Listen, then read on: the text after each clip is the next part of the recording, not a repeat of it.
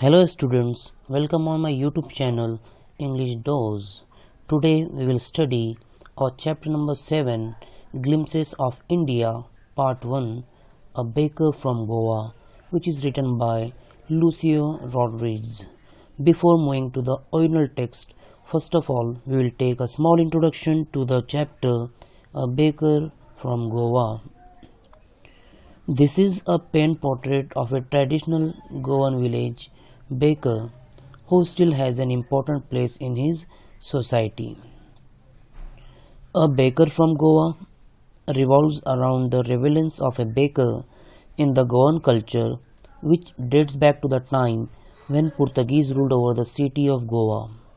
The Portuguese may have left, but the bread makers continue to have an inevitable stature. In this story, the author recalls his childhood days and the excitement on seeing the baker. They were enthusiastic to the point that they would run to him as soon as they woke up without even brushing their teeth. So this was all about the introduction to the chapter A Baker from Goa. Now let's continue with the original text line by line. Our elders are often heard reminiscing nostalgically about those good old Portuguese days, the Portuguese and their famous loaves of bread. Those eaters of loaves might have vanished, but the makers are still there. We still have among us the mixers, the molders, and those who bake the loaves. Those age-old, time-tested furnaces still exist. The fire in the furnaces has not been extinguished. The thud and the jingle of the traditional baker's bamboo heralding his arrival in the morning can still be heard in some places. Maybe the father is not alive, but the son still carries on the family profession. These bakers are even today known as padder in Goa. Underline the hard words and note down their meaning. Reminiscing nostalgically, it means thinking fondly of the past. Loaves, bread that is shaped and baked in a single piece and can be sliced for eating. Vanished, disappear suddenly and completely. Molders, a person who molds dough into a shape. Furnaces, an enclosed structure in which materials can be heated to very high temperature. Extinguished, cause a fire to cease to burn. Heralding, announcing. Last word of the paragraph, padder, word for baker in Portuguese language. The story takes us back to the time when Portuguese ruled Goa. They were immensely famous for their bread. The narrator often finds his elders thinking about those good old days and telling them that the famous breads date back to the time when Portuguese ruled over Goa. They ponder over the past and tell them that though the Portuguese have left Goa, but the bakers of bread still exist. If not the original ones, their legacy is being continued by their sons. The bakers are still being referred to as padders. Everything about baking is still the same, ranging from those who mold the bread loaves to the furnaces which have survived the ravages of time. The sound of their arrival and the thud of their bamboo stick can still be heard just like the olden time. Next paragraph. During our childhood in Goa, the baker used to be our friend, companion, and guide.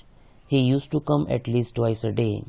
Once when he set out in the morning on his sailing round, and then again when he returned after emptying his huge basket. The jingling thud of his bamboo woke us up from sleep, and we ran to meet and greet him. Why was it so? Was it for the law of the loaf? Not at all. The loaves were bought by some paskin or bastin, the maid-servant of the house. What we longed for were those bread bangles which we chose carefully, Sometimes it was sweet bread of a special make. Underline the hard word companion. It means a person with whom one spends a lot of time. Next word jingling. It means make or cause to make a light metallic ringing sound. Here the narrator recalls that the baker acted as their friend and companion during childhood days in Goa. The baker used to visit twice a day, once while he was on the round to sell his loaves and the other time while returning back with his empty basket, having sold all the loaves. It was the sound of his bamboo stick that woke the children up. The children were so excited to meet him and choose from the bread bangles or cone he made especially for them. While the bangles were for children, loaves were for the adults that were generally collected by the maidservant of the household. Next paragraph. The baker made his musical entry on the scene with the jang jang sound of his specially made bamboo staff. One hand supported the basket on his head and the other banged the bamboo on the ground. He would greet the lady of the house with good morning and then place his basket on the vertical bamboo. We kids would be pushed aside with a mild rebuke and the loaves would be delivered to the servant. But we would not give up. We would climb a bench or the parapet and peep into the basket somehow.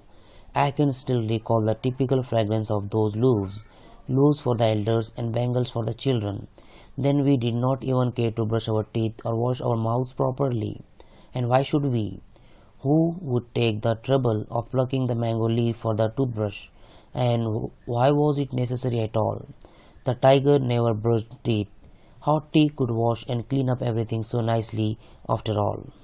Underline the hard word staff. It means stick. Rebuke, an expression of disapproval or scolding. Parapet, railing, a low protective wall. Fragrance, a pleasant sweet smell. Bangles, here refers to the bread in the shape of a bangle called cone. The baker often made a musical entry with his bamboo stick. His one hand supported the basket on his head while the other banged the bamboo on the ground. He would go house to house and greet the ladies before handing them over the loaves. The parents would scold the children and make them stand aside. But as eager as they were, they would climb a bench or the wall to peep into the basket. They did not even bother to brush their teeth before having those bread bangles because it seemed unnecessary effort to them to pluck mango leaves for the branches to use them for brushing the teeth. They considered brushing unnecessary because the haughty could effortlessly wash their mouth and they thought that animals like the tigers never brushed their teeth. Next paragraph. Marriage gifts are meaningless without the sweet bread known as bowl, just as a party or feast loses its charm without bread. Not enough can be said how important a baker can be for a village. The lady of the house must prepare sandwiches on the occasion of her daughter's engagement. Cakes and bolinhas are a must for the Christmas as well as other festivals. Thus, the presence of the baker's furnace in the village is absolutely essential. Underline the hard word feast. It means a large meal, typically a celebratory one. Next word, bolinhas. It means another name for coconut cookies. Bread is an important part of the Goan culture and it is evident from its presence at every important occasion. From sweet breads at marriages to sandwiches at engagement parties and cakes and coconut cookies at Christmas as well as other occasions, makes the presence of a baker in every village very essential. Next, the baker or bread seller of those days had a peculiar dress known as the kabai. It was a single piece long frock reaching down to the knees. In our childhood, we saw bakers wearing a shirt and trousers which were shorter than full-length ones and longer than half pants. Even today, Anyone who wears a half pant which reaches just below the knees invites the comment that he is dressed like a padder. Bakers were known to have worn unique length frock dress, typically known as kabai. In the narrator's childhood days, he had seen them wearing shirts and pants whose length was shorter than the usual ones. It was a part of their identity, so much so that even if someone wears that trouser length now, he is said to have dressed like a baker or padder, as was said in the olden time. Last paragraph of the chapter. The baker usually collected his bills at the end of the month. Monthly accounts used to be recorded on some wall in pencil. Baking was indeed a profitable profession in old days. The baker and his family never starved. He, his family, and his servants always looked happy and prosperous. Their plump physique was an open testimony to this. Even today, any person with a jackfruit-like physical appearance is easily compared to baker. Underline the hard word plump physique. It means pleasantly fat body. Next word open testimony. It means public statement about a character or quality. So in the last paragraph of the chapter, the narrator says that the baker had a way of making monthly record of bills on a wall using a pencil and then collecting the money at the end of the month.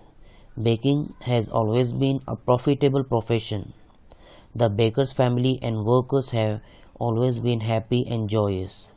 The baker was usually fat, which was proof that he had a lot to eat and hence was a proof of his richness. Even today, someone with a well-built body is compared to a baker. So this was all about our chapter, A Baker from Goa. Hope you understood the chapter very well. Thank you so much for your kind listening and attention.